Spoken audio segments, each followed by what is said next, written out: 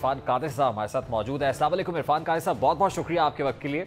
Sir, हुकूमत ने यह फैसला किया है कि अदम एतमाद की तहरीक को रोकने का, उसको नाकाम बनाने के लिए अरकान कौमी असम्बली को असम्बली इजलास में शिरकत से रोकेंगे।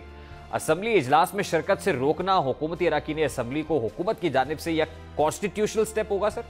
जी, वो फिजिकली तो इस तरह नहीं रोका जा सकता क्योंकि वोटिंग जो है वो आपका हक है, तो इसलिए हर वोटिंग को डिटर्मिन करना कि ये वोटिंग जो है ये आया ये अपनी पार्टी से वो मुनरफ हो रहे हैं या डिफेक्ट कर रहे हैं, तो डिफेक्शन एक अलग चीज़ है और वोटिंग करना या वोट ना करना एक अलग चीज़ है।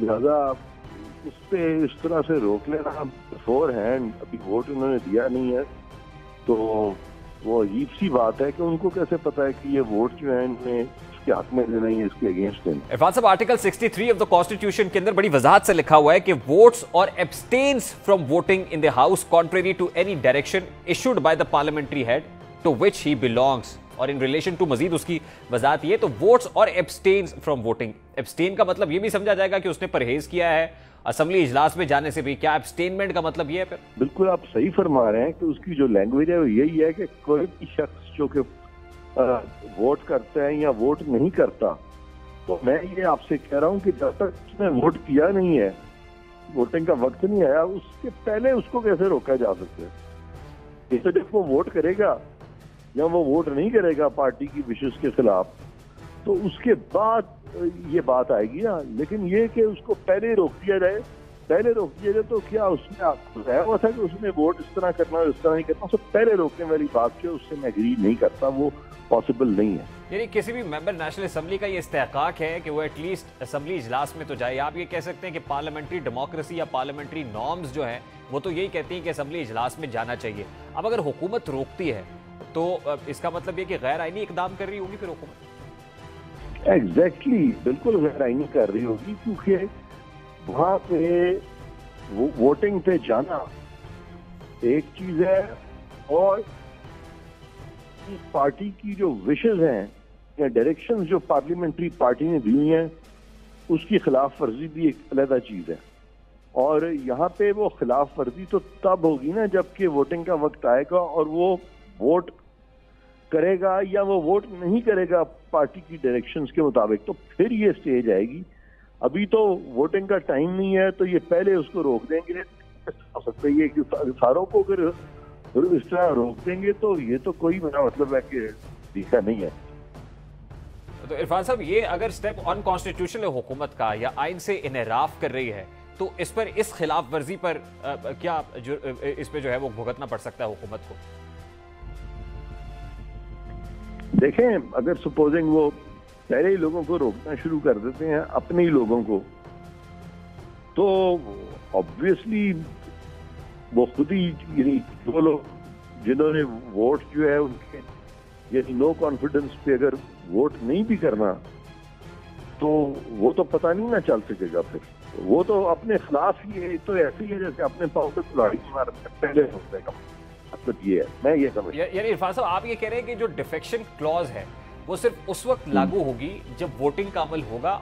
वोटिंग करने से अगर वो एब्सटेन करता है या अगेंस्ट जो है वो पार्टी हेड वो वोट कर देता है तो फिर डिफेक्शन क्लॉज लागू होती है। उससे पहले असेंबली इजलास में जाने से वो डिफेक्शन क्लॉज लागू नहीं हो जाती। आप बिल्कुल सही कह रहे हैं। इलेक्शन ये जो डिफेक्शन क्लॉज है ये तब लागू होती है जबकि वो कोई अमल करता है, कोई फेल करता है।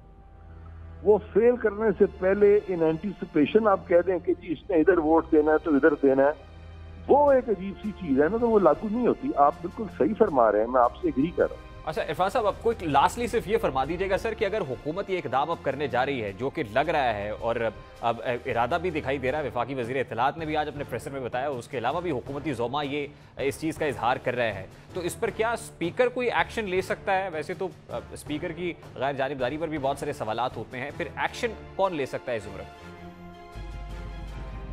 नहीं, इस पे स्पीकर जो है वो ऑब्वियसली उसको कॉन्स्टिट्यूशन को फॉलो करना चाहिए ना।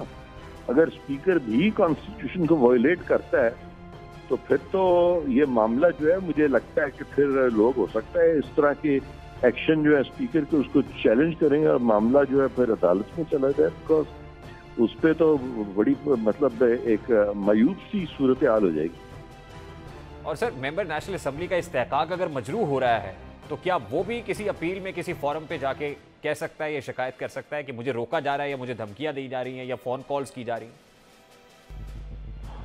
देखिए, अब फैमिली के अंदर अगर मेंबर्स जो हैं वो एक दूसरे से गुत्थम गुत्था हो जाएं और एक दूसरे को वोट ना करने दें, या अगर वो असेंबली में कोई अपना व्यू देना चाहते हैं तो उनका जाके मुंह पकड़ लें और मार कुटाई शुरू करते हैं, जो कि असेंबली में कई दफा हुआ है, तो वो एक ऐसी चीज है जो कि कम से कम लोग तो देखेंगे ना कि उस पॉलिटिकल पार्टी का, जिस पॉलिटिकल पार्टी में इस तरह का इंतशार पैदा हो गया है।